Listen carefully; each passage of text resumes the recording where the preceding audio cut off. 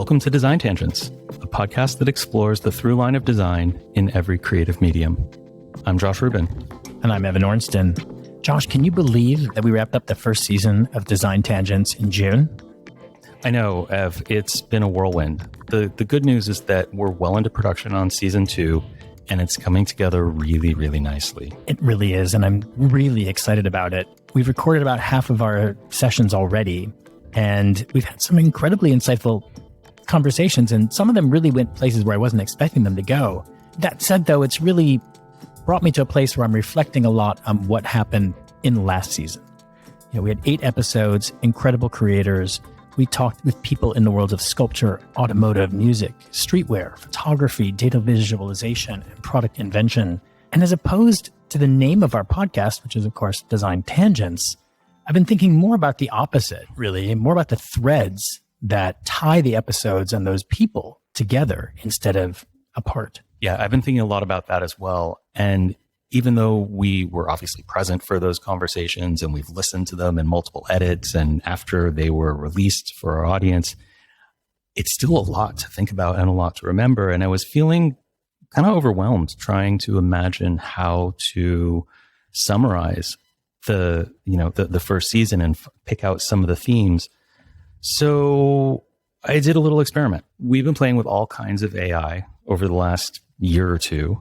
And I was curious what would happen if we asked the latest version of ChatGPT if it could read our transcripts and provide a summary and pull out some themes.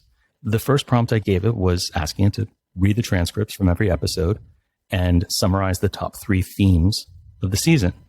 And what it came back with was okay. So I followed up asking what all of the guests from that first season of Design Tangents had in common. And that's when it got better. I feel like that led to some really interesting additional insights or tangential insights that you and I really haven't thought about so much. And, you know, there's so much debate about how AI impacts design and creative fields. And I hear constantly that people are like, what's the role of an editor anymore? There's no reason AI is going to write the stories and curate them. You know, there's really not going to be a need. I don't believe that. If anything, I feel it's the opposite, that having the role and the point of view and the curation is something that really needs to be done by humans. And I believe increasingly even more so in the future. For me, it's really not that much different than the questions we ask during the interviews we have every day, just about. Though what we have that the AI doesn't is perception, the capacity for observation and nuance that doesn't exist in AI yet, and maybe never will. Well, the predictions of what it will and won't do are a whole other podcast, another season, another route of exploration. But for the time being, and in this incarnation of AIs, and we're recording this in November, and you know, if you're listening to it in a few months from now, the technology will have evolved again. So as of right now, November 2023, I think as humans, as creatives, as designers, you know, learning a new skill set taps into the curiosity and our desire to experience new things. It's such a big part of what drives us. And I think that that's really part of the excitement and part of the opportunity with all the different forms of AI that are available to us right now is exploring a new medium, learning new skills, prompting, asking questions, critical thinking, analyzing what's coming back to make sure that we agree with it, and figuring out how to integrate these tools into our creative process. So with that, why don't we look at some of the themes that ChatGPT surfaced? Let's read each one and then, say if we agree or disagree. Okay. So the first one, passion for creativity and design. Each guest demonstrates a deep-rooted passion for creativity and design. This is evident in their dedication to their respective fields, whether it's information design, streetwear, or collaborative art. Their work is not just a profession, but a personal passion, shaping their life choices and daily activities. I mean, duh. Yeah, it's a little generic. It's a little generic. It's a little generic. It's a little obvious, but it's right. It's obvious to us. That's the whole. That's part of our selection criteria. So that's sort of a given. And I guess the good news is that ChatGPT figured that out as well. To me, what it's missing is that most of these people that we've spoken with just feel driven to do this, right? And it also is what makes them happy. This isn't, it's not a burden for them. It's a labor of love, right? This is really their passion.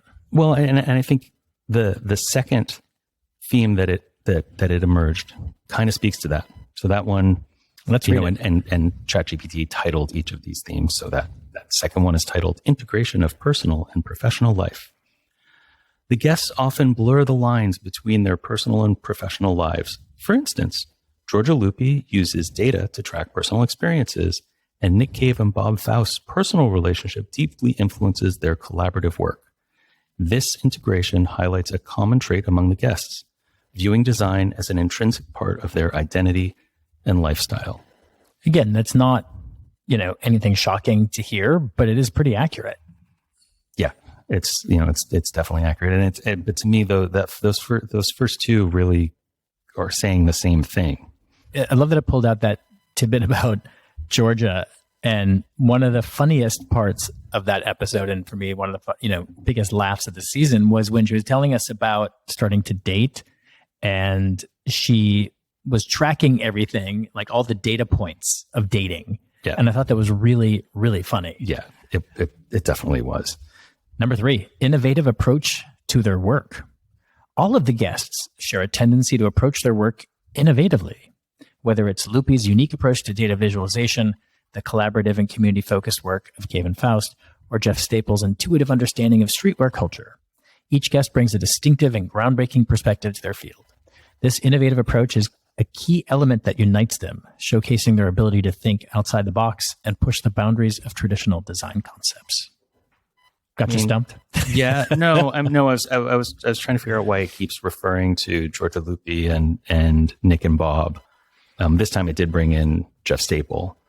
I'm just trying to figure out if it's weighting its answers based on the order of the season, but I think I am overthinking it.